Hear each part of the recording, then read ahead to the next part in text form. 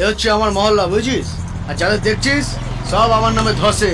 হ্যাঁ, চল এবার আমার পাশে দেখবি, চল। ওই হচ্ছে আমার আরে মাসি, কি খবর? বেশো কেমন আছে? থানা থেকে ছাড়লো?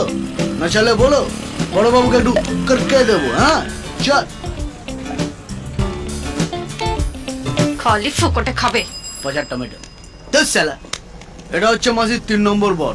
প্রথম বর 3 বছর আগে মার্ডার হয়ে গেছে, আর দ্বিতীয়বার ব্যাংক ডাকাতি কেসে 6 বছর জেল খাটছে। আর 3 নম্বরটা ভালো তো? হ্যাঁ দাদা। 3 নম্বরটা পকেট মার, বুঝছিস? মাসির থেকে 6 বছরের ছোট। মাসি এটাকে হেভি ভালোবাসে, রিটায়ার লাইফে ভেটারেন প্রেম তো। কদিন ধরে আমার কাছে আসছে, দুবেলা এসে কান্নাকাটি করছে। আমি নাকি বড়বাবুকে বললেই ওকে ছেড়ে দেবে।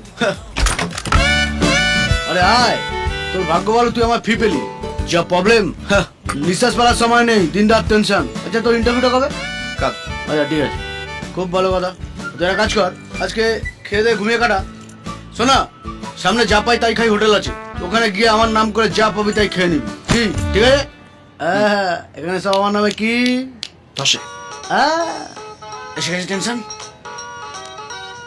কে চাই কোথায়? চল রাখ আসছি, বলো চল রাখ আসছি।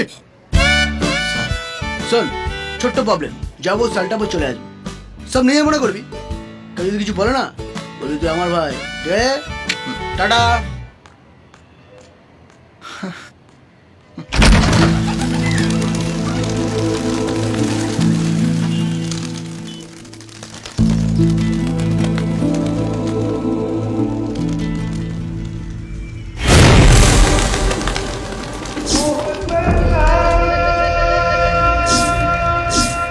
না, আমি এখন হেডকোয়ার্টারে নেই। না, এখন আমি বাইরে আছি, একটা আর্জেন্ট মিটিং আছে।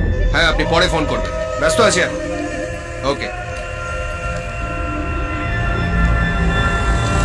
আপনার বিরুদ্ধে যে সাক্ষী দেবে সেই লোকটা জেল কাস্টাডিতে আছে, কড়া নজরদারি। প্রেস আর মিডিয়া উঠে পড়ে লেগেছে এই কেসটার পেছনে। আমি যদি অন্যভাবে কিছু করতে যাই, ওদের কাছে ধরা পড়ে যাব, আর সেটা হবে আপনার পক্ষেও ক্ষতিকারক। আমার পক্ষে আপনাকে বাঁচানো আর সম্ভব নয়।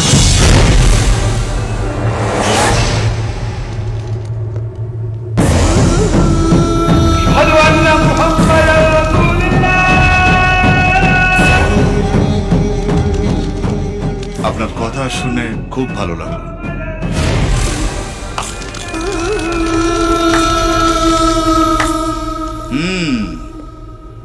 সামান্য আওয়াজ শুনে পায়রাগুলো উড়ে গেল।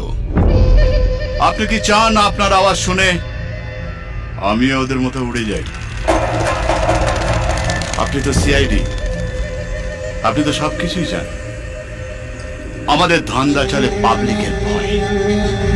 যতদিন পাবলিকের ভয় আছে আমরা আছি, যেদিন ভয় গেল আমরা